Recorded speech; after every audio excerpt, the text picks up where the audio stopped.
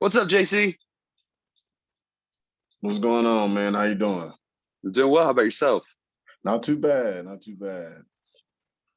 Just trying to figure everything out, brother. I ain't gonna lie. Well, when you figure it out, let me know. Shit, I hoped you had the answers. I don't know. We better check with the coaches, see what they've got. Right? You going to the luncheon? No, man, I'm not. I didn't feel too great over the weekend, and so I think I'm gonna sit this one out. Right on. You going? Man, I thought about it. I probably will go. I was trying to make it get to class this morning, but I was running behind, so I was just gonna do it online.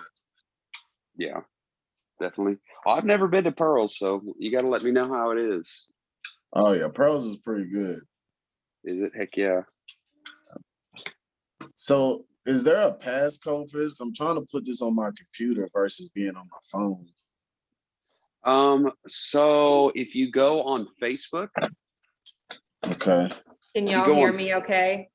Yes. Okay. if you Sorry, go on Facebook, the link's there. Yeah, I pinned the links at the top. So anytime you go to the productivity page, now there's going to be a link at the very top for the Monday session and the link for the Wednesday session, and those will always be the same. Okay. And then you shouldn't need a password to use those links.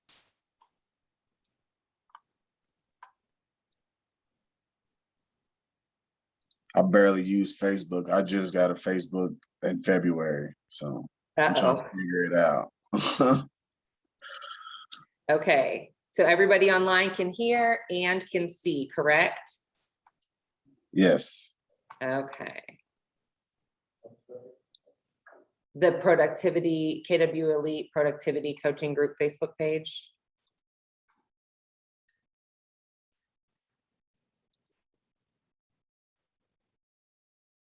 Okay, so since there were lots of questions about the new CAP structure, I wanted to talk about that first. So let me shut this back here. So let's just do a quick review of that, and then we'll hop into the new coaching program structure, and I'd love to get some feedback on anything that you think we need to add. So the new CAP is not like I can just put out one model and you guys can see it, right? So what I did is I did what I love to do, and that's create a spreadsheet. And so I want you guys to look at this, and then we'll talk through this. So first of all, you guys know that you have a choice now with the new CAP structure to do a 70-30 split with KW or an 80-20 split with KW, correct? Okay, you can choose if you want to go on 70-30 or 80-20. Now, the new CAP structure, though, incentivizes you when you cap. Okay, so there's pros and cons to it, right? If you do 80-20, it's going to take you a little longer to cap. So each paycheck, you'll have a little more money, but it's going to take you a little bit longer to cap. The incentive is if you cap within your first year, then your second year, your cap drops from 18 to 16. Okay, so let's look at what that is. So I'm looking here on this 1-year model right here. Okay, so if you're on the 70-30 split, you cap at just about 2 million, right? That means that you sell 2 million, you cap, you get your next anniversary year, instead of 18, you cap at 16. Okay, if you don't cap, then you stay at 18. Okay, now if you go to the 80-20 model, then you cap at 3 million. So you have to actually sell 1 million more at the 80-20 split to make that happen.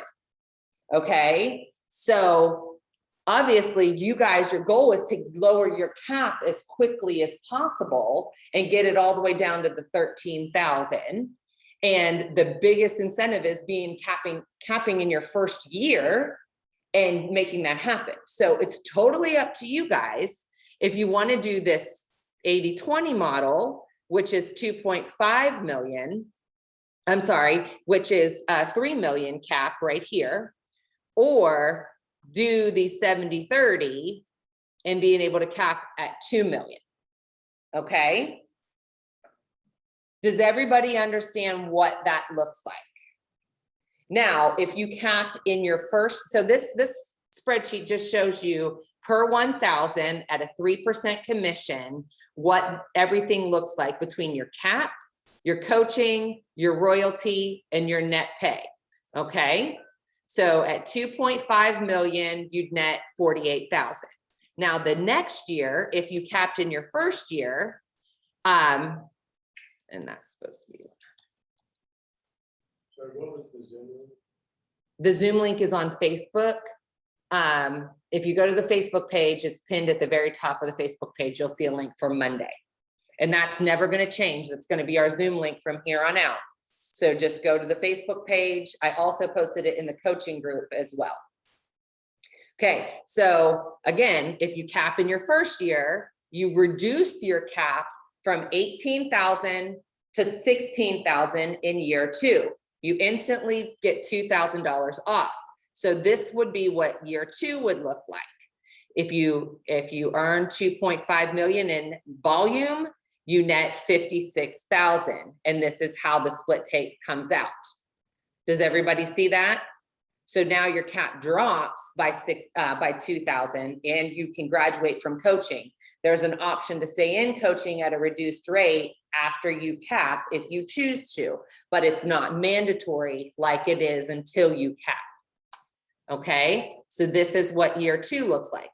So it's completely up to you if you want to switch to the 80-20, but if you switch to the 80-20 here, again, now you cap at 1.778 in volume versus capping at 2,666,000 on the 80-20 model.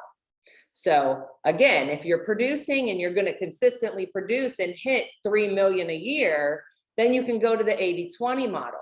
But if you're concerned, it really is in your best interest to cap as quick as possible and then get that reduction and guarantee that savings. So the way the new model works, so everybody understands this. You're a brand new agent, you cap in your first year, you get a $2,000 reduction. If you don't cap in your first year, you stay at the 18. If you cap in your second year, then it's just $1,000 reduction. And it's a $1,000 reduction for every year you cap until you get down to 13,000. And then it stays at 13,000. Does that make sense to everybody? So you only get that bonus of the 2,000 if it's in your first year. But if not, then it's just 1,000 and it chips down to 13,000 for every year that you cap. Now, if you're recruiting somebody to come in that's an existing agent that's not with Keller Williams and you're trying to recruit them to join Keller Williams and they are with another brokerage and they're what we would consider a capper, we look at their production. And if they would have been a capper here for 2 years or 3 years, then they come in at that reduced rate of where they would have been. Does that make sense? So that's a great incentive. So they don't automatically come in at the 18 and we look at their true production for the last however many years that they've been in the business. Some of them can come right in at the 13 if they've been in the business for several years and have been a producer. Okay. So does everybody understand what this looks like? I just wanted everybody to see this so that we know what we're dealing with. Are there any questions at all? Brandon, I'll talk to you about this afterwards. Are there any questions at all about how this works? You said the 70-30 caps at 2.5 million? No, I just did it to show you what it looked like for 2.5 million. 70-30 in your first year caps at 2 million. That's, see where at the bottom it says cap. I just showed them all of where you would be at 2.5 million in volume.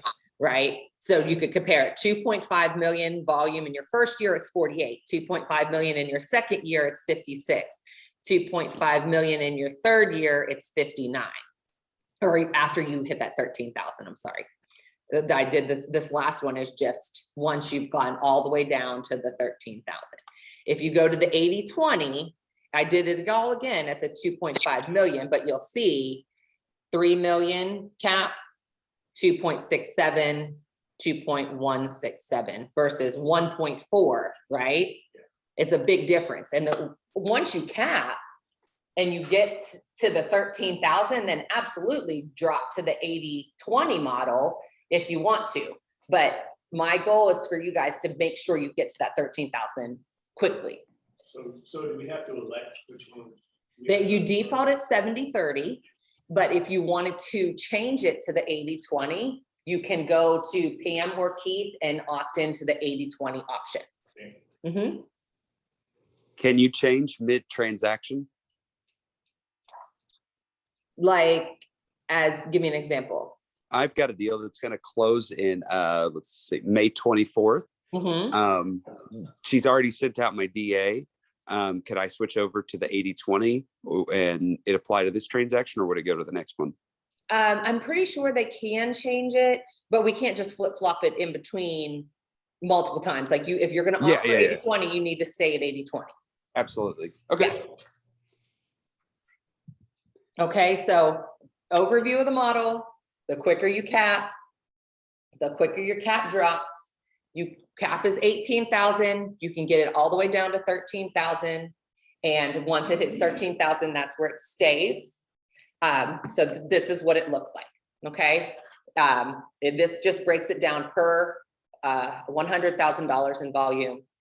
If you guys, I love spreadsheets. So if you ever need a spreadsheet for anything, just let me know. But yeah, so this just kind of shows you what all that looks like. Okay. Cap is on your anniversary date. Cap restarts every year on your anniversary date, correct? And then we all know the difference between cap and royalty, correct? Cap is the money, the $18,000 that we pay, that part of that goes to the market center to run the market center. Royalty goes to Keller Williams International. That's like the branding royalty for us using their brand. So the 3,000 royalty never changes, but the 18,000 cap is what drops down. Okay. Now let's talk about coaching. I want to just talk to you guys about, because you guys have been in the program, I want to talk to you guys about what we are going to do and what our philosophy is behind this. So we really intend for this group to be a group about setting our goals, staying on top of our goals, holding each other accountable, hitting high level topics, connecting you with people in the industry. And we also understand there's a need for you guys to understand what to do when you get a buyer, what to do when you get a seller, and those types of things. So we're going to split the group into, and we're going to make it mandatory. Now, this is not applicable to you guys because you guys are already here, but anybody new coming in, before they earn the right to step into this group, they're now going to have to go to what I have set up as a 4-week boot camp to learn the basics. You can't come in here until you've gone through that boot camp so that you know how to log into the MLS, navigate Realist, navigate Showing Time, learn the basics of command, learn the basics of a listing agreement, learn the basics of a purchase contract. The intent of doing that is to raise the level of conversation in this room to where we're not doing those things. Okay, those are the basics, and we need to be able to move past those in this group. Okay, so we're pulling those out. That's going to be their own entity. It's going to be every Monday right after this class. Everybody that's a brand new agent is going to be required to go through that 4-week boot camp. Then they're going to graduate boot camp and be able to come into this class. Now, you guys are more than welcome to attend that if you choose, if you want to brush up on those things, but you guys are not required to go to that. We're going to be starting that with the next group of new agents that come in. And you basically, if you start on the 2nd week of the month, you hop in on the 2nd week of the month, you just have to get all 4 classes. Then once you finish the boot camp, you go into this class, and it's just going to be rotating topics. I'm working on an app that you guys can plug in your goals on your phone. They will send them, not your goals, but your activity for the week. It's going to be an Airtable app. So you just go in, you plug in what you did that week. It sends it to us so we can see how many appointments you've gone on, how many contacts you've added, how many contracts you've written, how many contracts have been accepted. So it'll be a button on your phone. You click the Airtable, you'll plug in your goals. We'll automatically get it directly from your phone. So you don't have any forms to fill out, worry about doing any of that stuff. Okay. You have to be able to fill that out to earn the Boomtown leads. Now, until then, we have the Boomtown leads. We're going to start handing them out to people who are attending class and to people who have sent me and Leslie their goals. So right now, at this point, if you handed in your goals and you attended class for the week, you will start getting Boomtown starting this week. If you haven't done your goals, meet with me so we can get that done right away. After the app gets released, that will be the third element that's required, is you just have to make sure each week by Monday morning, you have your activities from the previous week submitted, and you'll be turned on to receive those goals. I just want to make it as easy as possible for you guys. Everybody has their phones with you. You can click a button, you can plug in the numbers, you're good to go to tell us your activities. So what we're working on is a 12-week rotation for the class. Okay. And that 12-week rotation is going to get you through the basic foundation. And we're working out the order of this. And I would love your feedback on if there's anything missing that you would like us to add. So the goal setting, we've already done. The 3 pillars, we've already done. The effective schedule, we've already done. That's been the last 3 weeks. Those things are going to just be now done on an annual level every October when we do our business planning workshop. So those will fall out of this. And this is what our basic class will consist of. It's going to be 4 through 18, and then we're looking to add a few more.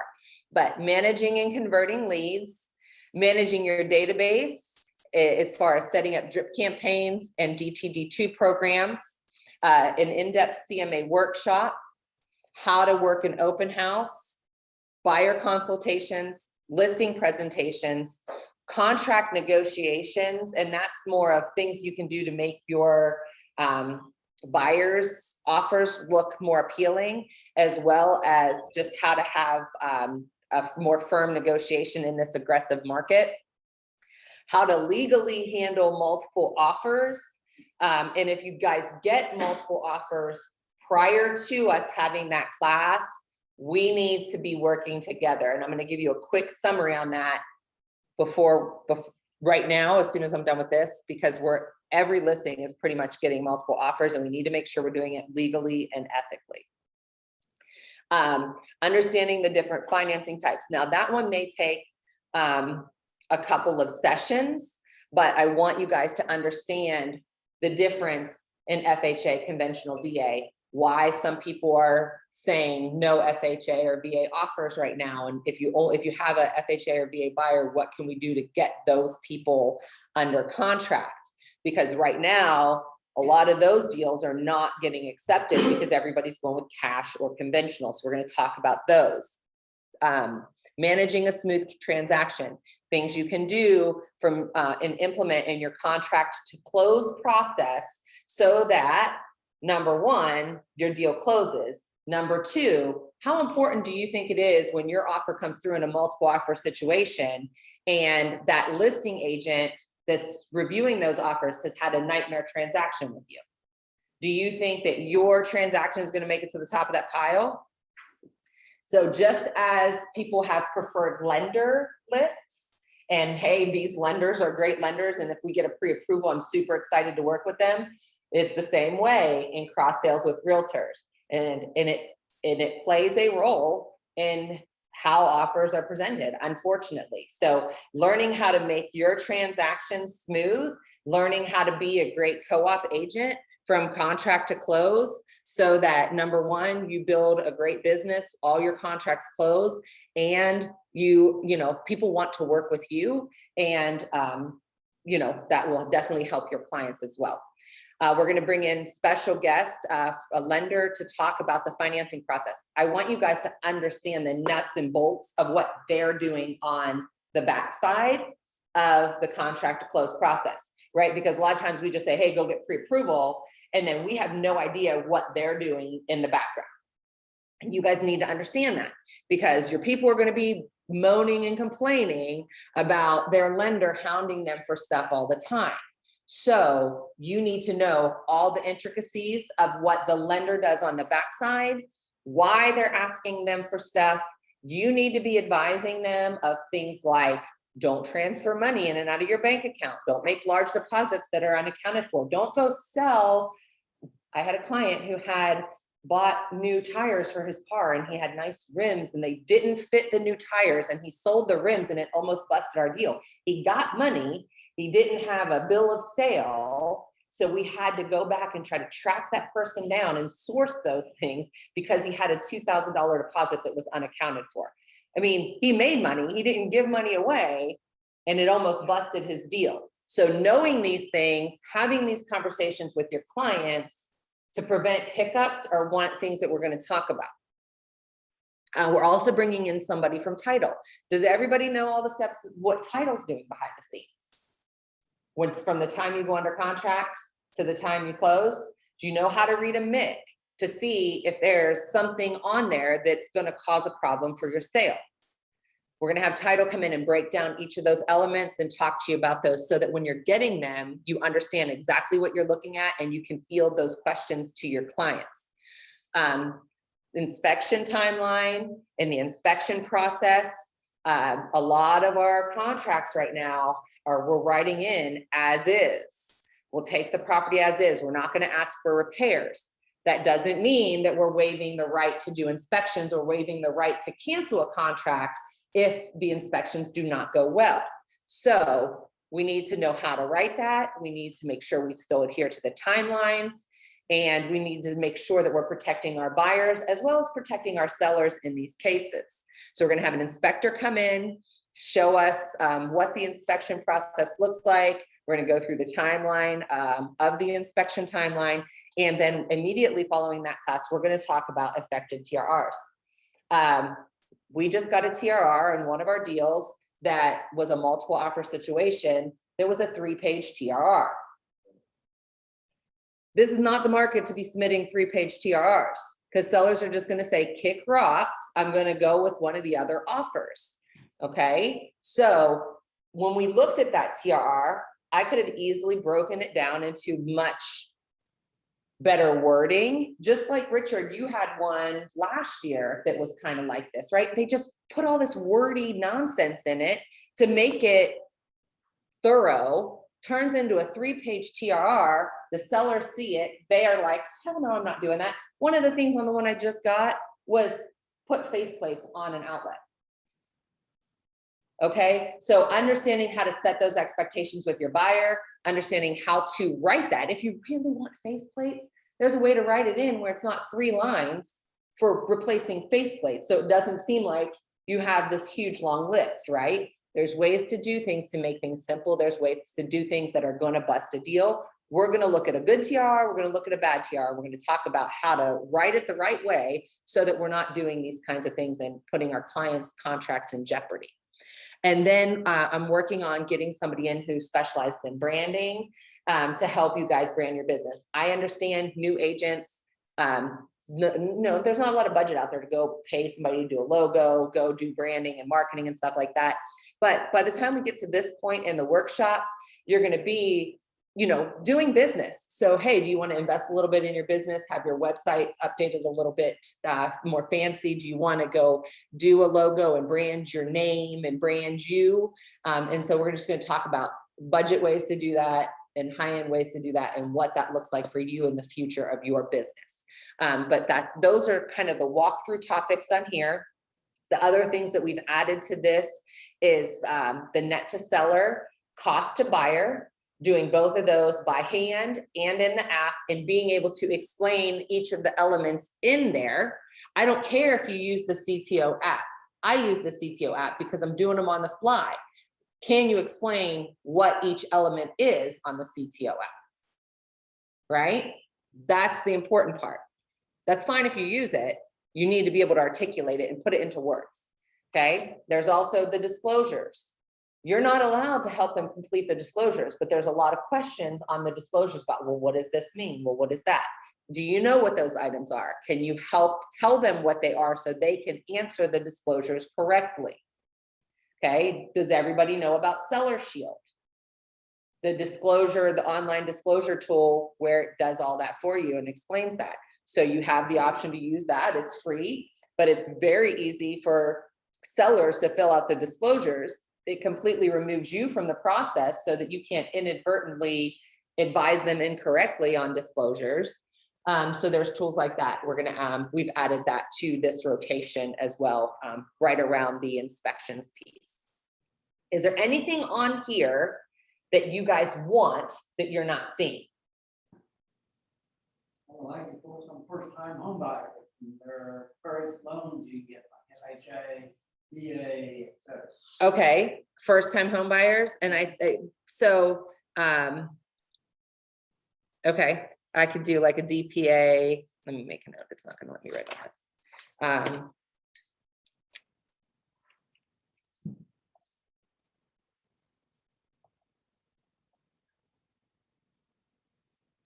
Okay. Anything else on here that you guys want to talk about?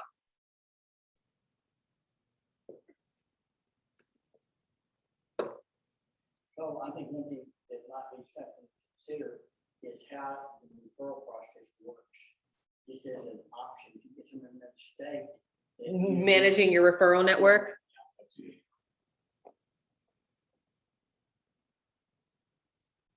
So something to think about there, guys, is you may have been here and lived here your whole life and you're like, I'm never going to have a referral because I don't have a sphere outside of here. Well, guess what? Inevitably, you're going to have a buyer or a seller here who's selling and moving out of state.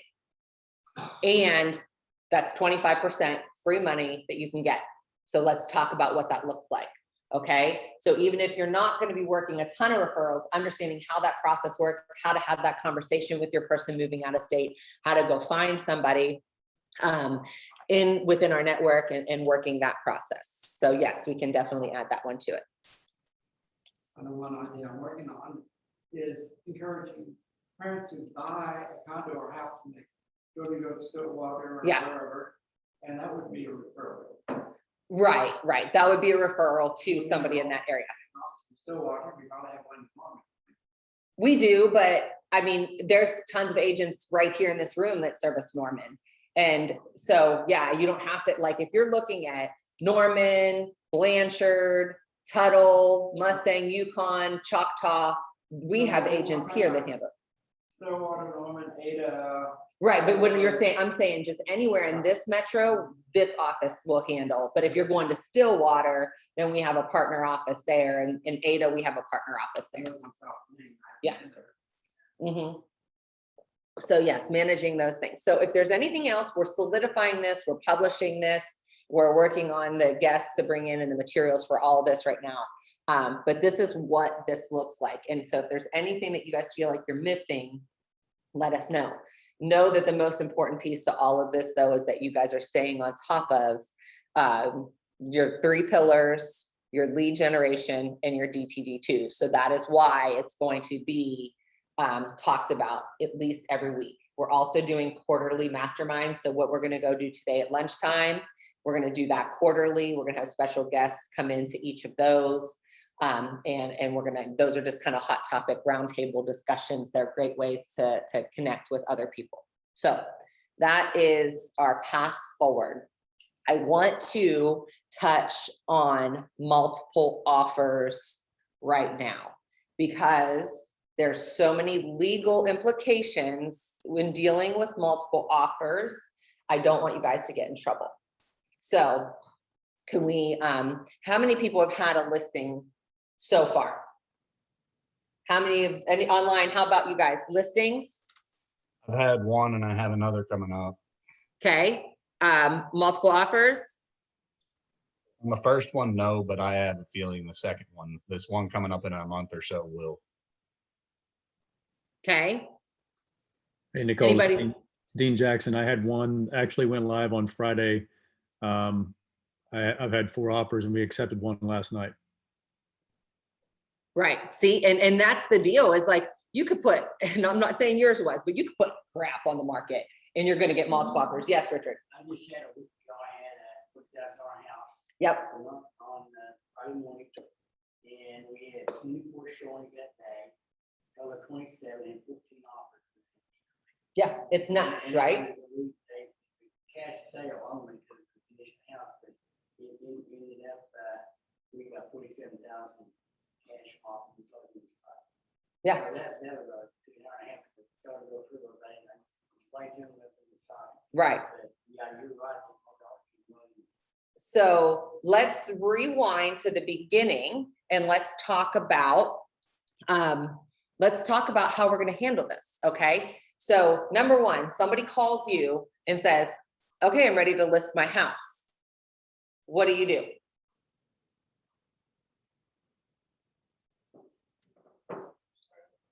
When somebody called you and said, I'm ready to list my house, what do you do? Set an appointment for this. Okay, so you do your listing appointment, right? At your listing appointment, you're trying to earn the listing.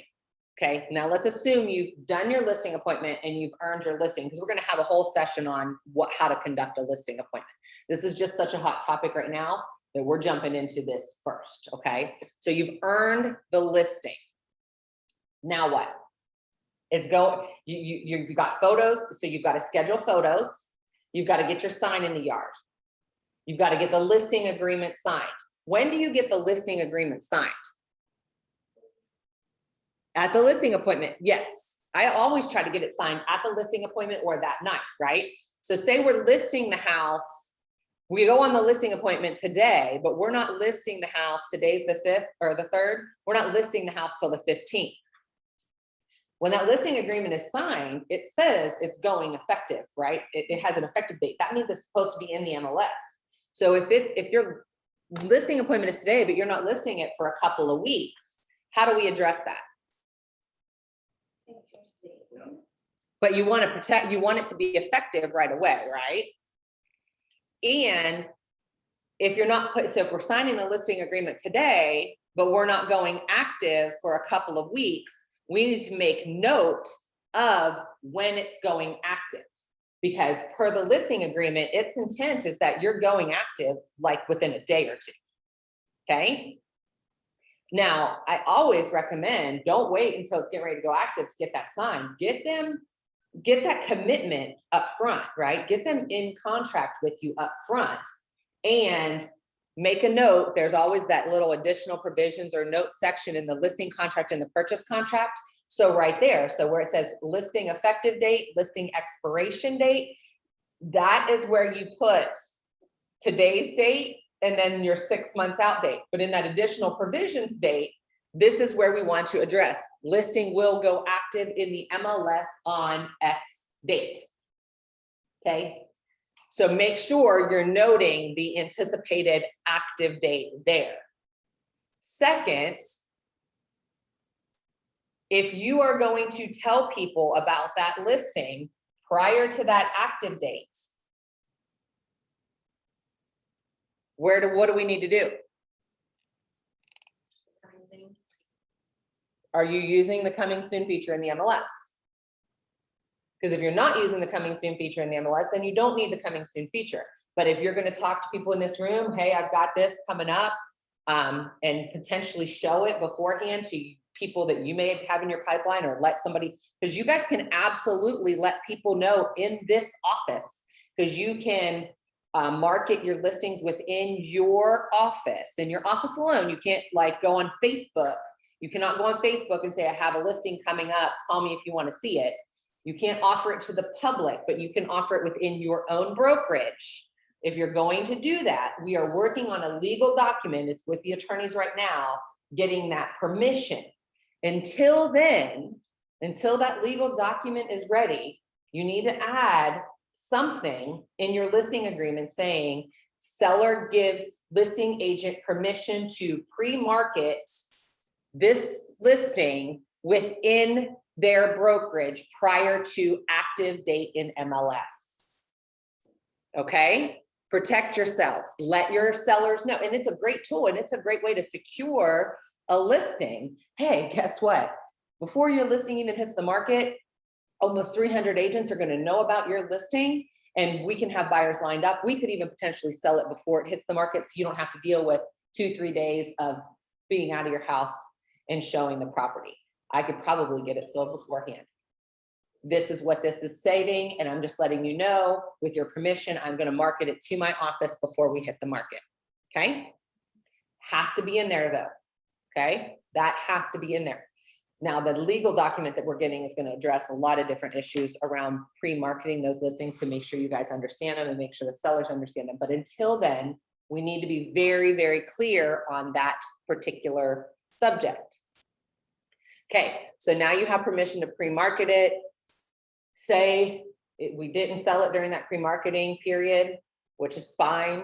Now we get our pictures, we got our sign in the yard. When the sign goes in the yard, how long do you have before it has to be active in the MLS? No more than 48 hours. I mean, it really should be within 24 hours, but you can get away with 48 hours, okay? From the time the sign goes in the yard to the time that it has to be in the MLS. Now, you put that sign in the yard. Say you're doing the full 48 hours, which is a stretch. I'm just letting you know. Say you're doing that. You get a sign call. Can you show it and sell it before it hits the market? No.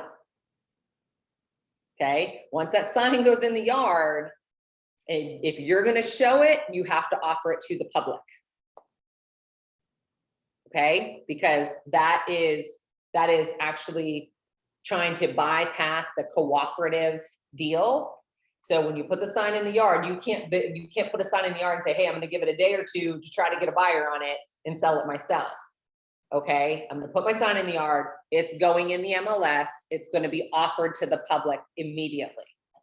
Do not get yourself in trouble by putting a sign in the yard, not getting it in the MLS, selling it before it hits the market, and then you get hit with a fine for not being a cooperative broker. Got it? So sign goes in the yard, we need it in the MLS immediately. So we have our listing agreement, we have our date that it goes in the MLS. You can pre-market it to the office prior to then. As soon as the sign goes in the yard, we get it in the MLS, it goes active. Now, how are we setting these expectations with the seller of what to expect immediately with today's market? What conversation do we need to have? Say it loud and say it proud, because this is the biggest problem we're hitting right now. If they have somewhere to go, because the house is gonna sell pretty quickly. If they have like somewhere to move as soon as possible if they're out, or a backup plan. Amen. Okay, everybody needs to hear this. Your sellers need to know that they have to have a place to go when their house sells. They have to have a plan. And if that plan is, I have to buy a house, and they can't find a house, they can't sell they can't back out of the contract on their house without major legal implications. It's happened to me twice this year where I've had the buyer and the seller has tried to back out because they couldn't find a house and didn't know where to go. And we'll talk about what happened legally in those cases. One of them is still happening, okay? Just have the conversation. They can plan for short-term housing. They can get an Airbnb, but many sellers have to sell to buy. Many contingency offers are not being accepted because there's many other offers to choose from in these multiple offer situations. So they're better off if they can obviously do a bridge loan and buy and then sell and move. That's optimal because they can move one time and do a bridge loan. But if they can't buy without selling and they have to sell, then, and they have to write a contingency contract, it's gonna be tough. So set the expectation for them that they may have to find temporary housing. Make sure they understand that they cannot delay their closing. They cannot cancel the purchase contract because they cannot find a house to buy, period. There's legal implications. And if we set a firm line up front, then at least we've done our due diligence to let them know that. Now, they can still try to do that later on, but you've dotted your I, crossed your T, let them know so that it's not a surprise to them that they can't just say, I haven't found a house, I'm not gonna sell mine, okay? So set the expectation up front. We're gonna sell this. It's probably gonna be a quick closing. You're probably gonna be homeless for a couple weeks if you're contingent upon selling to buy. What is your interim plan? Have them have that laid out. Airbnb, short-term hotel, whatever the case may be to bridge that gap, okay? So we have a plan. They know what they're gonna do, and we make sure that is all established before we go active on the MLS, okay? Are there any questions around that online?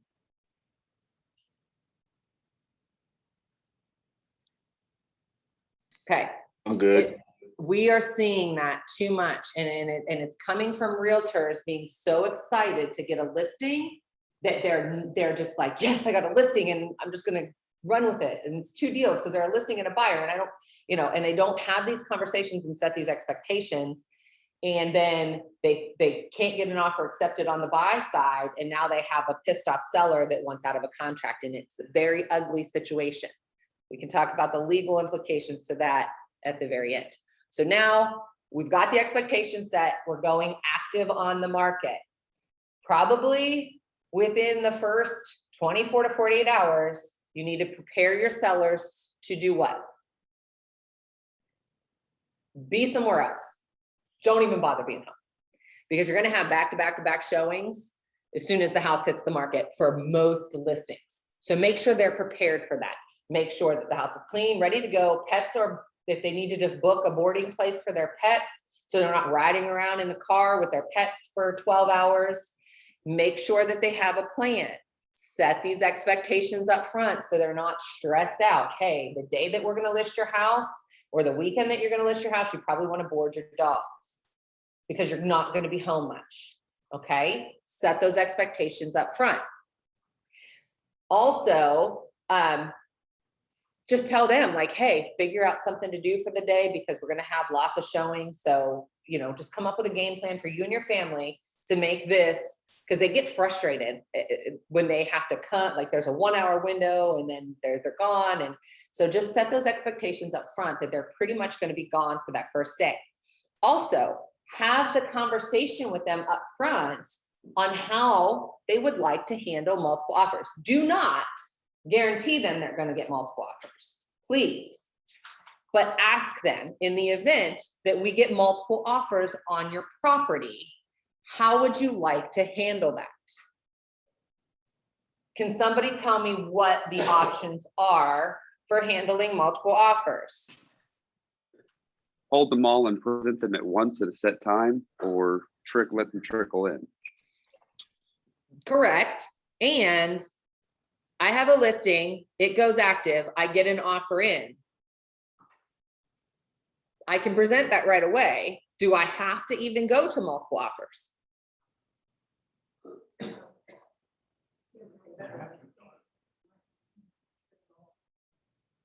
But say I put it on the market this morning.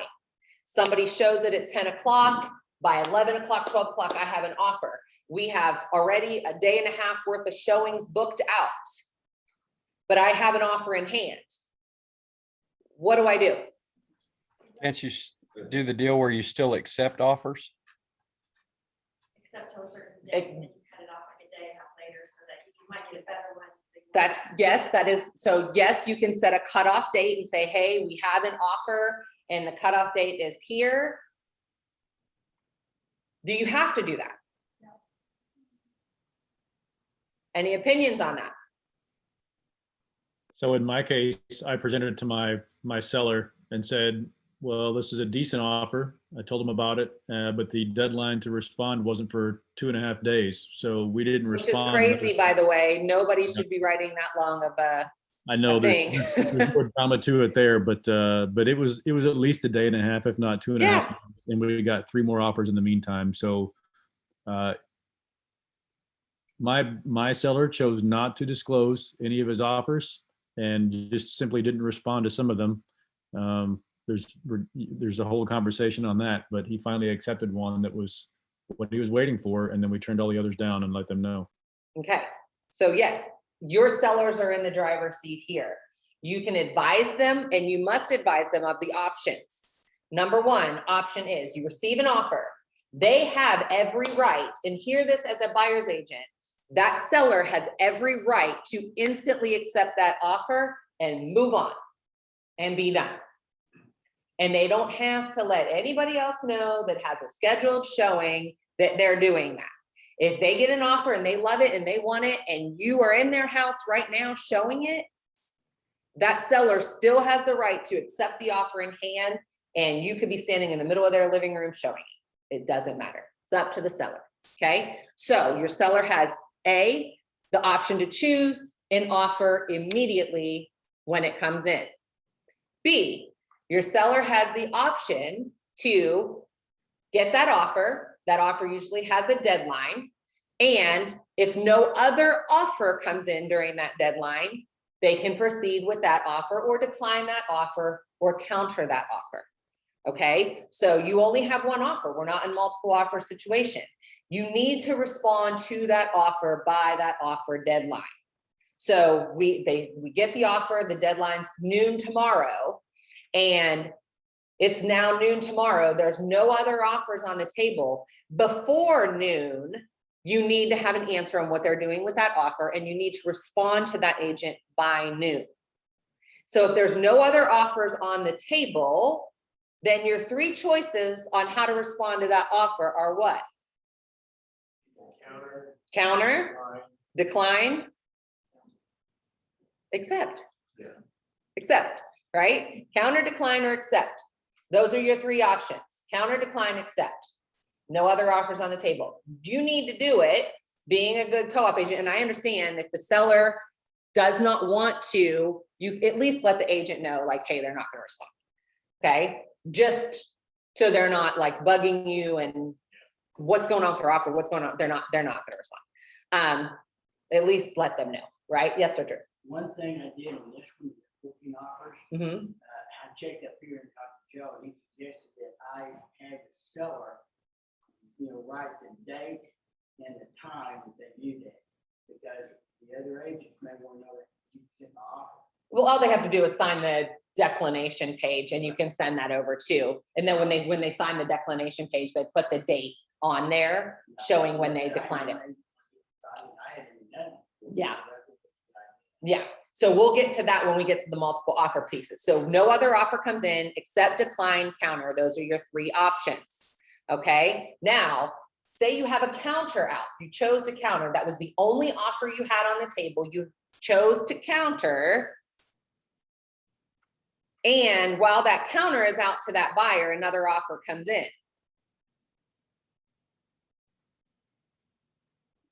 What do we do? Yes, please call me. Okay, when that counter is out, here's the key. You can rescind a counter offer, but if they have already signed it and it's timestamped prior to you rescinding it, you're in that contract, no matter how good that next offer is. Okay, and a lot of people are doing things via DocuSign. So if you are going to rescind it, need to put it in writing in an email. Have that email obviously is timestamped, but if their signatures beat your timestamp, you're in that contract. So we have to make sure we're rescinding it. I'm letting you know, I'm sending you an email right now. And like I said, you can get into a timestamp dispute in that situation. So be very, very careful, okay? But you can rescind it as long as it's not been signed and we don't have any accepted counter offer. but be very, very careful on that, okay? Communication is key. Okay, so now I'll go back to the scenario of I got one offer, and before that offer expires, I get another offer. As soon as you get a second offer, hear me, it's not verbal. Nothing exists in verbal, nothing exists in text message, nothing exists in an email that's not a contract. It has to be another actual contract, signed contract. So now we have 2 contracts. Now what do we do?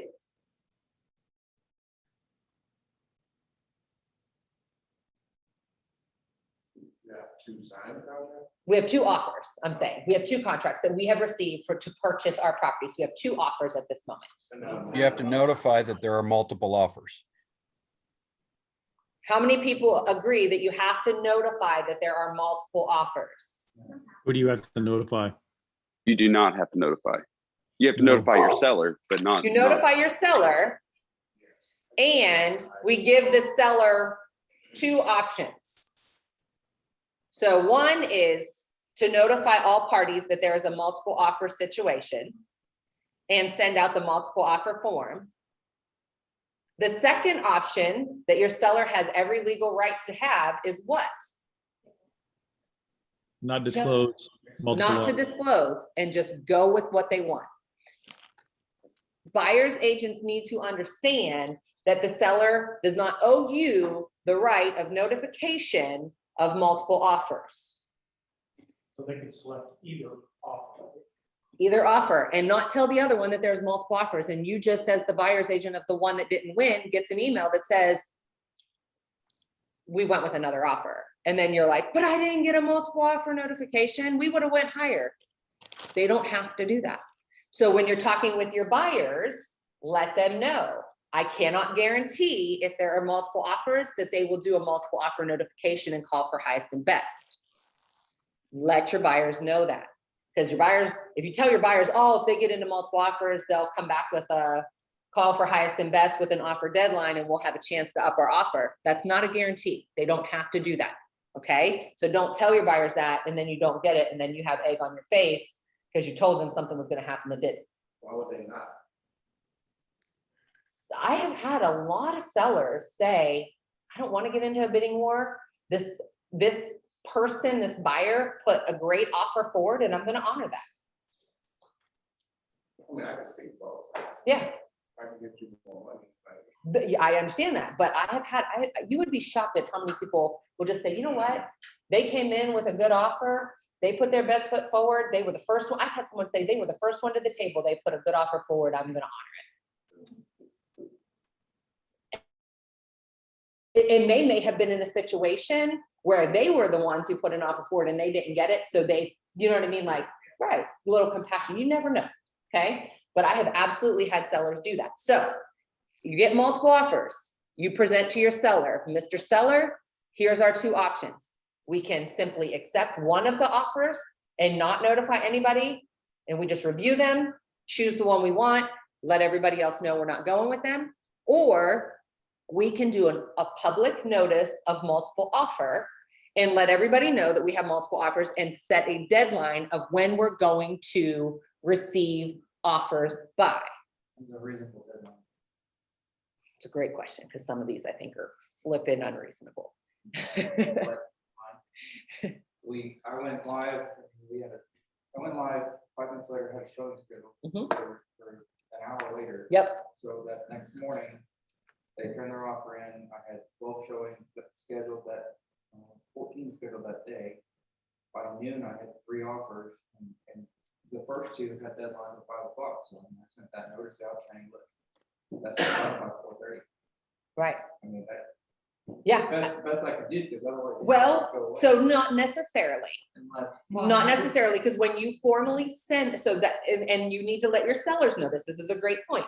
When you send out a multiple offer notification, the offers that you have already on the table have the choice to rescind their offer, revise their offer, or keep their offer the same. And I have absolutely had buyers rescind offers when it got into multiple offer situations. Yeah. I I mean, I sent it out to everybody that's scheduled for showing your county notice. Yeah. No, and I think a shorter timeline is a little bit better than some of these people that are putting, hey, we're putting it on the market for a week and we're fielding all offers and then we're gonna pick one. Because when buyers are in a timeline to find a house, and in this market, they can't wait a week to find out if they got that house or not. So I lean more on a little bit shorter is better. I think like that same day is a little quick, but like a day, 2 days max is reasonable, because we don't want to leave buyers on the hook waiting to find out if they got this house. And then you're just dealing with more and more offers. Now we're seeing a lot where agents are going in at the listing appointment saying, hey, I know we're going to get multiple offers on this house. We're going to put it online on Thursday. We're going to publicly notify that we're accepting offers through Sunday at noon, and then we'll let everybody know Sunday evening. That's perfectly fine too. You present the options to the seller and go from there. Okay, so again, you get multiple offers, you can choose one, tell the other one bye. You can put a public notice for multiple offers, field all the offers, set a deadline. It doesn't have to beat the deadline of what's on the offers that you have received. Just know that anytime you notify of multiple offers, buyers can rescind their offer. Okay. Now, the sticky part with multiple offers even more. You've got multiple offers. If there is a chance that you're bringing one of those offers, if there is even the slightest inkling of a chance that you're bringing one of those offers in the multiple offer situation, how do you avoid a legal disaster?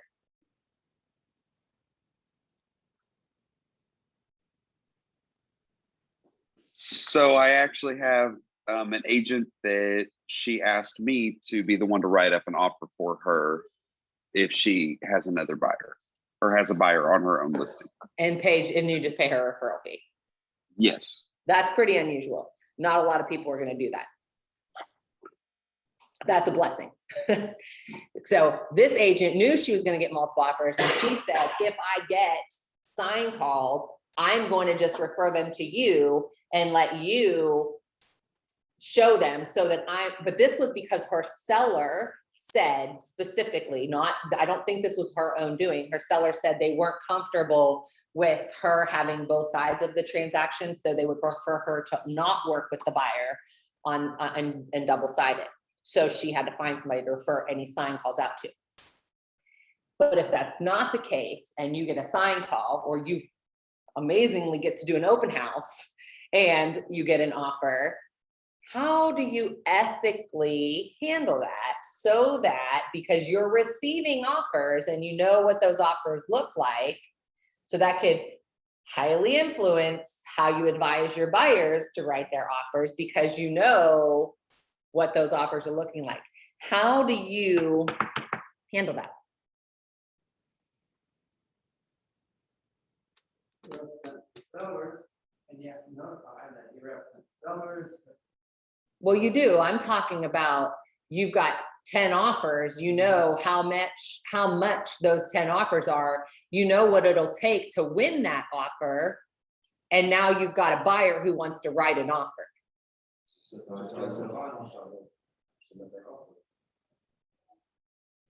Yes. You just have to, be honest with them, let them know there's multiple offers and there's strong offers. So you tell me your top dollar and let them name that dollar amount, and I would advise highest and best. You would always advise highest and best. So one way to truly take out any realm of accusation that you could have influenced your buyer, you absolutely, as the listing agent, can say, hey, I feel like I'm going to get multiple offers on this deal. So when the offers come in, I'm going to send them, I'm just going to forward them. I'm not going to open them to Joe or Pam, and you let them know ahead of time. Hey, Joe or Pam, the two brokers in charge of our two offices, I am listing a house. I'm going to probably get multiple offers. I'm planning on doing an open house, or I'm going to, probably get lots of sign calls. It's in a high traffic area. I would like to be able to just send you the offers and you hold them until the offer deadline. so that if I do get a buyer on this house, I'm not gonna be out of integrity in writing that offer up. That's good, that's good. That's really good. And then if The key is do not open them, just forward. just forward them, right? Forward them on, let them have them, that way you don't know what's going on. It's not a requirement. that's But like- it that's is like a- giving somebody else your Christmas present, so that'd be hard. Yeah, yeah. But if you do think, like, if it's in a high traffic area, if you've already got buyers that are interested in it, like, if there's any possibility that you could be bringing a buyer, that truly is the easiest way to legally protect yourself. Because then you can show, I forwarded all the offers on. You can even put in the MLS, please send offers to, broker at KW Elite. So that, you know what I mean? That they're not even passing through yours to keep you. And then after that deadline is passed, then you just take them all and you present them and go through the process, but then it didn't influence the offer that you wrote. Something to think about, okay? All right, so we got the multiple offers. Now we have the deadline to receive. So you have a receive deadline, and then you have, I will respond to you by that time, right? So my deadline to receive offers is 3 o'clock. So it's 3 o'clock. I have all the offers. If an offer comes in at 3:05, you're really not supposed to accept it. Okay? So just keep that in mind, because again, if that one won and somebody wanted to fight something and they looked at the timestamps, you could get in trouble for that. So offer deadline, you print out all your offers. What is the requirement for presenting offers? You're presenting the offers to your seller. What must you do? How? Say it loud. For a net to seller for each offer. Every single offer. So if you get 25 offers, you're doing 25 net to sellers, no matter what. Okay? Each offer has to have a net to seller. Now, legally, you're supposed to then go with one and decline the others, and declining the others looks like the seller signing each net to seller and signing the decline on page 6 of 6 of the purchase contract. Okay? And then you sending that back to them, to the agent that sent you that particular offer. Yes. You send the net sheet or just that? Just the decline page, but if you ever got audited, or if that ever got taken to court or, realtor court, you should be able to show, hey, I presented the net to seller, I presented my net to seller for all of them, they signed all the net to sellers, they signed the decline page, okay? But you're only sending the decline page to the realtors. Now, 95% of the time, they're not sending out the decline page.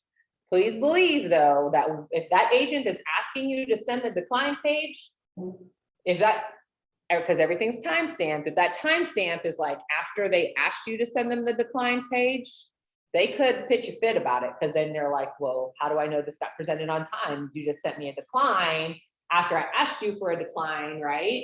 And the timestamp on this is not the timestamp of when you were supposed to be presenting. I mean, people are so emotional right now with how intense this market is. Do your due diligence in handling these things, okay? Yes. Do you do the CTO multiple offer net, that they just, because it puts 3 on a page? Yes. But they sign it and then you just scan them all in and Yep. just say all the net sheets. Mhm. So if you have that many, that's the easiest. Yes. And then, Yes. then you could do the one you accept, obviously separate. Mhm. Yes. Yeah. Yes, you can use that multiple offer one. It just gets really ugly when you're trying to do 20 of them. And when you have 20 of them, you still have to do 20 of them, okay? Okay, so does everybody understand how we've got to protect ourselves in these situations? Okay, so now we've declined all the ones we're going to decline. We've accepted the one we're going to accept. And now we go into the transaction coordination process. That's where we get the file to our transaction coordinator if you're using it. we get the new file email out, and we start that process. Okay? Does everybody understand at a very high level how to set those expectations with your sellers right now? And we really do need to be having the conversation up front about where you're going to go next, and the conversation up front about how do you want to handle multiple offers. We don't want to have the multiple offer conversation as they're coming in. Present that at your, once you've secured the listing, present that at that point, have all of that hashed out, so you know right away when this starts to happen, how it needs to be handled for that particular client. And 100% the client decides.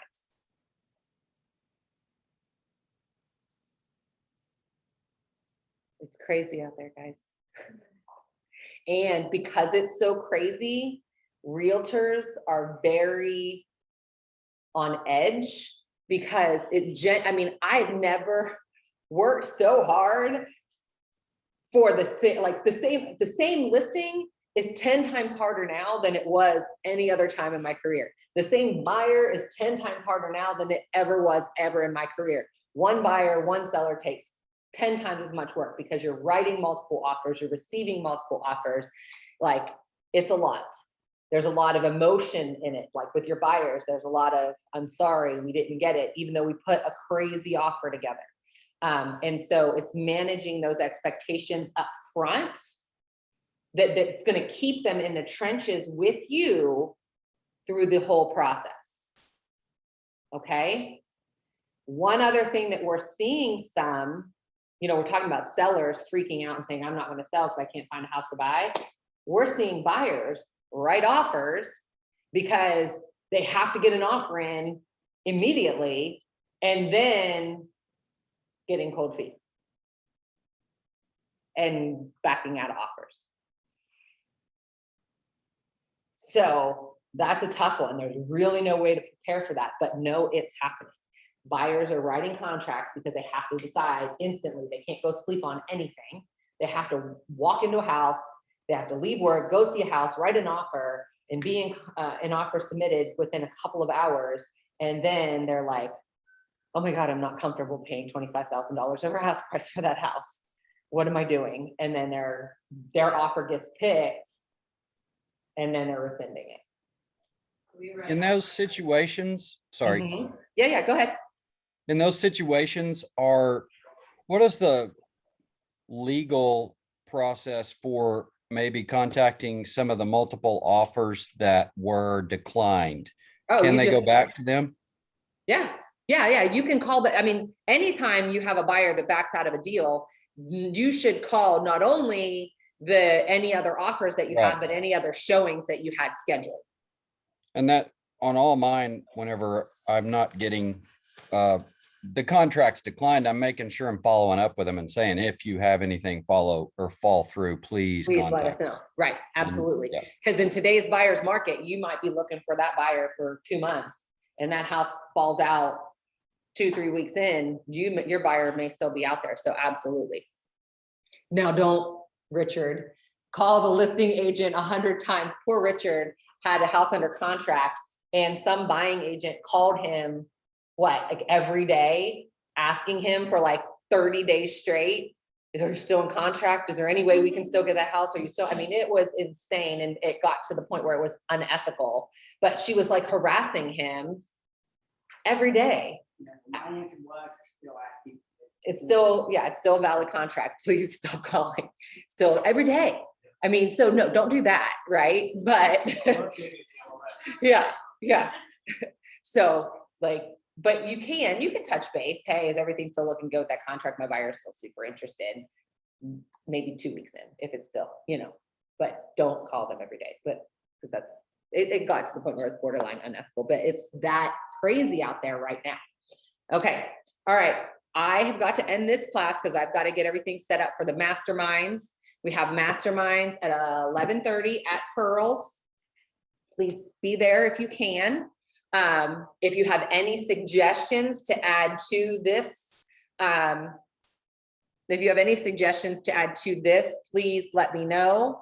and send it my way. And then I am gonna pass this around in the room, just everybody sign in here until we get the digital sign in set up for this class. I've got everybody's attendance online, so you guys are good. If you have any questions at all, let me know. Hopefully I'll see you all at Pearls.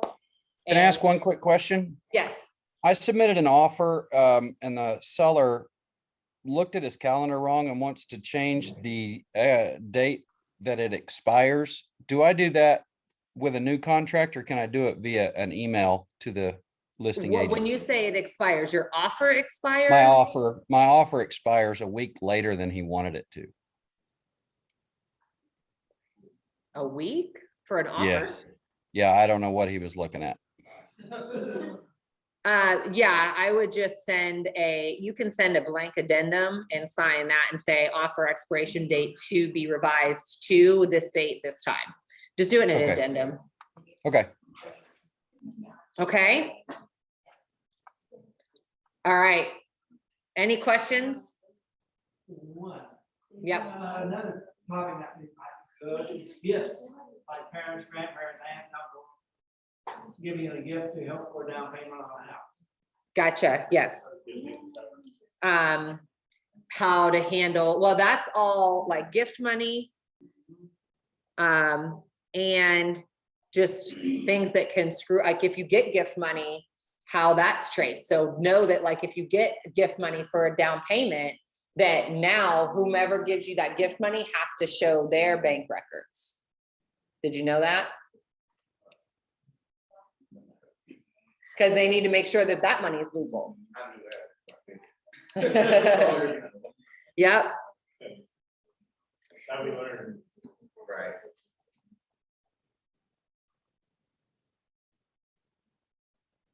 So I think I can add that to what we call the financing 10 commandments. And that is one of them, is like any money that you have, any money that you're getting, it has to be sourced and what all that involves. So there's like a 10 commandments to buyer's financing. And so I can put that on there. It was a gift, not a loan, right? It has to be a gift. It cannot be a loan. Okay. All right, I will see y'all at Pearls. If you have any questions at all, shoot me a text message or an email, and I'll see y'all in a little bit. Thank you. Bye, guys.